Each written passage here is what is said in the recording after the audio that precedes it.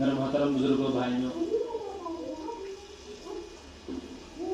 अल्लाह रब्बुल आलमीन ने हम लोगों पर बड़ा एहसान फरमाया और करम फरमाया कि उसने हमें मुसलमान बनाया। यह अल्लाह रब्बुल आलमीन का बड़ा फजल है, उसका करम है। मेरे मोहतरम बुजुर्गों भाइयों, दुनिया के अंदर जितने इंसान रहते हैं, जितनी कौमें रहती हैं, सब ये चाहती हैं कि वो सुकून वाली ज़िंदगी गुजारे, इत्मीनान वाली ज़िंदगी गुजारे, कामयाब ज़िंदगी गुजारे। हम में से कोई शख्स ऐसा नहीं है जो ये चाहता हो कि हम परेशानी में, तंगी में या घबराहट में या आजमाइश में ज़िंदगी गुजारें। हम में से हर शख्स चाहता है कि कामयाबी वाली ज़िंदगी गुजारें। और कामयाबी का मतलब क्या समझते हैं कि हमारे पास ज़्यादा से ज़्यादा माल आ जाए।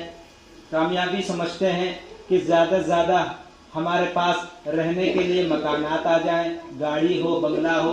ये हम कामयाब इंसान की ज़िंदगी समझते हैं।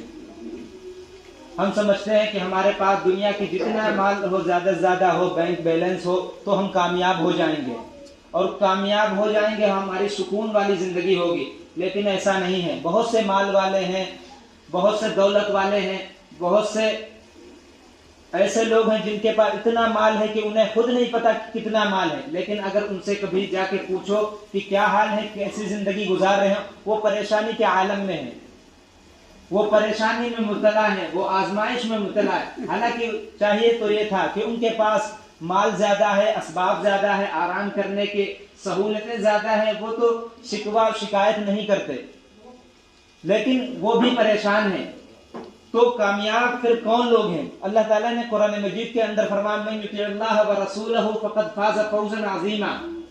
जिसने अल्लाह और उसके रसूल का कहना माना, जिसने अल्लाह और उसके रसूल नबी हजरत मोहम्मद रसूलुल्लाह सल्लल्लाहु अलैहि वसल्लम के हुक्म को माना, फ़क़द फ़ाज़ फ़ौज़न अज़ीमा, वो कामयाब है।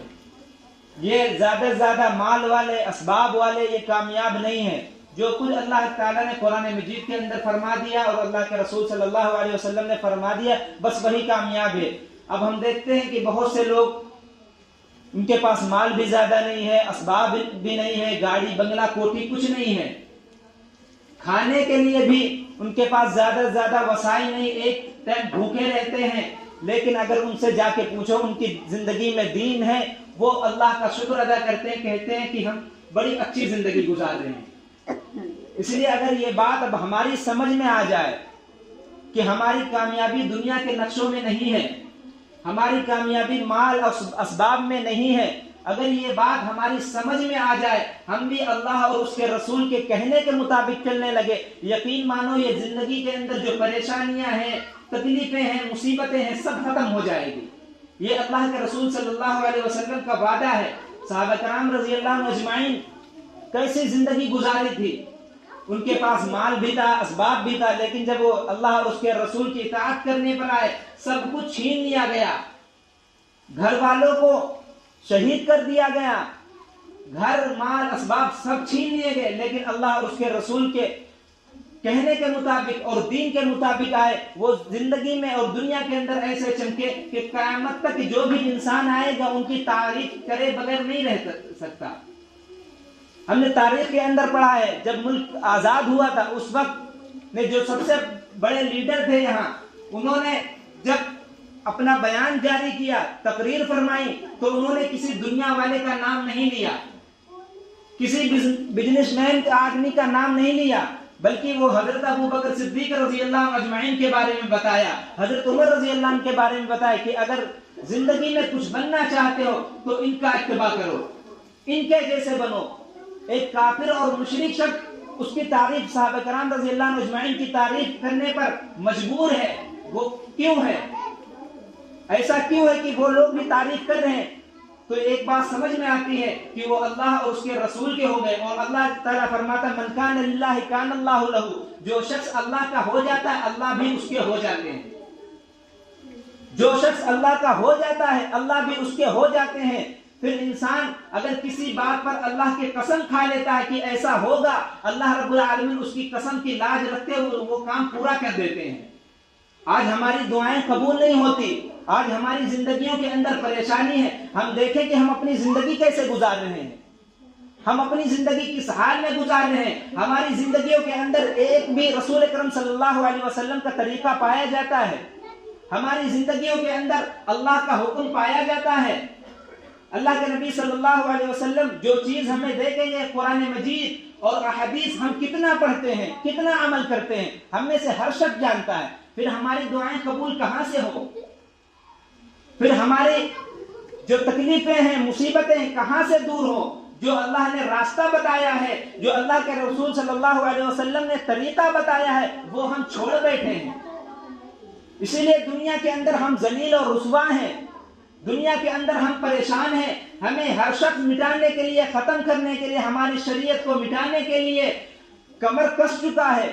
وہ یہ ارادہ کر چکے ہیں کہ انہیں دنیا کے اندر سے مٹایا جائے. ہم نہیں دیکھتے حالات، دنیا کے حالات پر ہماری نظر نہیں ہے کیا؟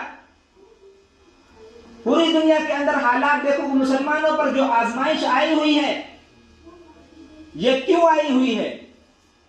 یہ جو مصیبتیں ان پر آئی ہوئی ہیں، یہ کیوں آئی ہے اور کس وجہ سے، یہ کیسے دور ہو سکتی ہیں؟ اللہ کے رسول صلی اللہ علیہ وسلم نے اس کا علاج بھی بتایا ہے. ان تنصروا اللہ ینصرکم، کہ تم دین کو مضبوطی کے ساتھ پکڑو، تم سنت اور شریعت کو مضبوطی کے ساتھ پکڑو، تم قرآن اور حدیث کو صحیح طریقے سے پکڑو اور اس پر عمل کرنے والے بڑھو اور ایک امت بن کر جیو.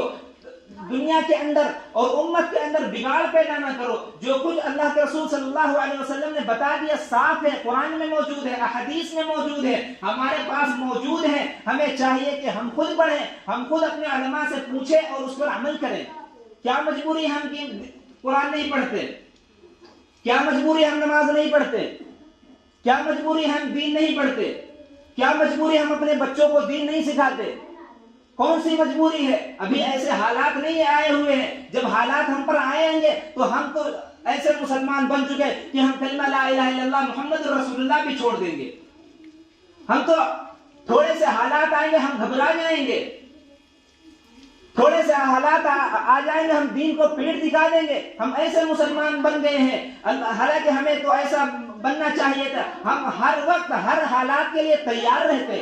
تم دیکھو نا فلسطین کے اندر، غزہ کے اندر پورے 2 سال ہو رہے، 1.5 سال ہو رہے ہیں، کیسی وہ زندگی گزار رہے ہیں. بموں کی برسات ہو رہی ہے، گولیوں کے بوچھاڑ ہو رہی، پھر بھی وہ دین نہیں چھوڑ رہے ہیں، وہ نماز نہیں چھوڑ رہے ہیں، وہ ذکر اذکار نہیں چھوڑ رہے ہیں، وہ تلاوت نہیں چھوڑ رہے ہیں. تم نہیں دیکھتے فلسطین کے اندر، غزہ کے اندر کیا حال ہے؟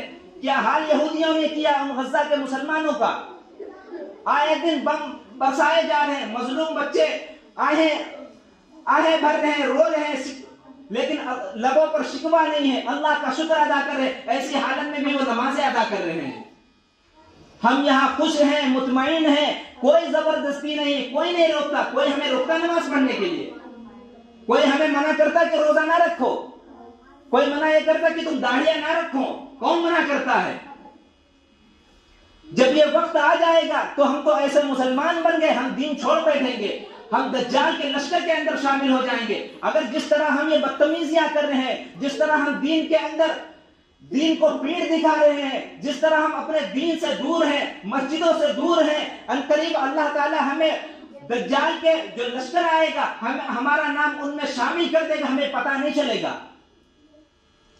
اتنا برا حالات سے ملک گزر رہا ہے. پوری دنیا کے اندر مسلمانوں کے حالات کیا؟ ہم اب بھی اپنے اللہ سے نہیں جڑے، ہم اب بھی مسجدوں کو نہیں بھر رہے ہیں، ہم اب بھی نمازوں کے اندر سستی کر رہے ہیں، ہم اب بھی اللہ کے احکام چھوڑنے پر مطمئن بیٹھے ہیں.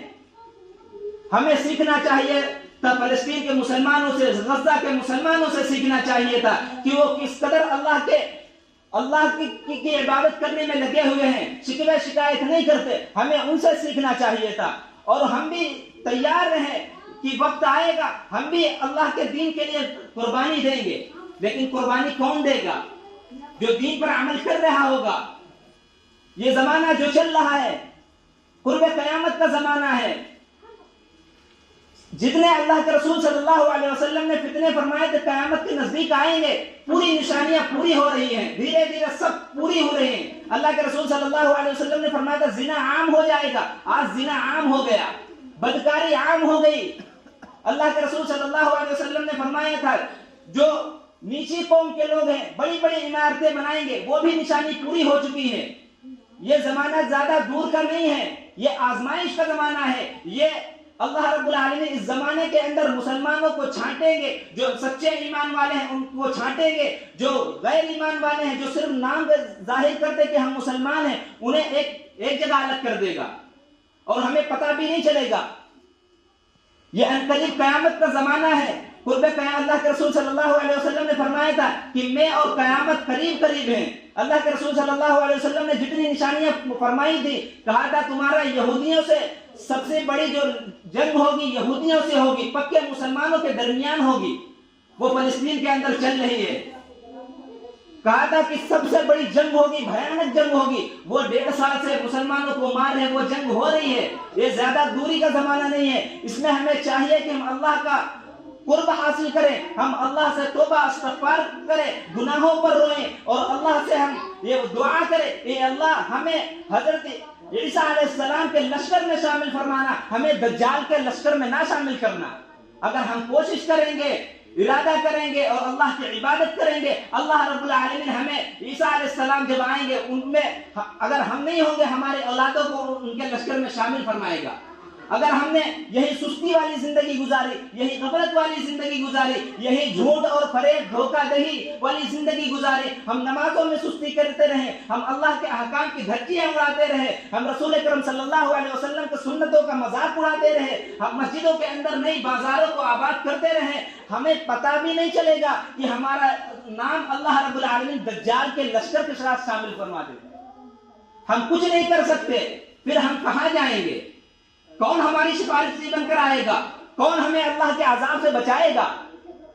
اس لیے یہ وقت سونے کا نہیں ہے، یہ وقت غفلت کا نہیں ہے، یہ وقت اللہ تعالیٰ کی طرف رجوع کرنے کا وقت ہے۔ اس لیے ہم ارادہ کریں، نیت کریں، کوشش کریں کہ ہم اللہ کی طرف رجوع کریں گے اور مسجدوں کو آباد کریں گے، اور آج سے یہ نیت کر لیں کہ ہم نمازوں کی خوب پابندی کریں گے، ایک بھی نماز جان بوجھ کر نہیں چھوڑیں گے۔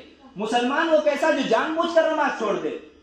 مسلمان وہ کیسا جن کے کانوں میں اذان کی آواز پڑے اور نماز کو نہ ہے؟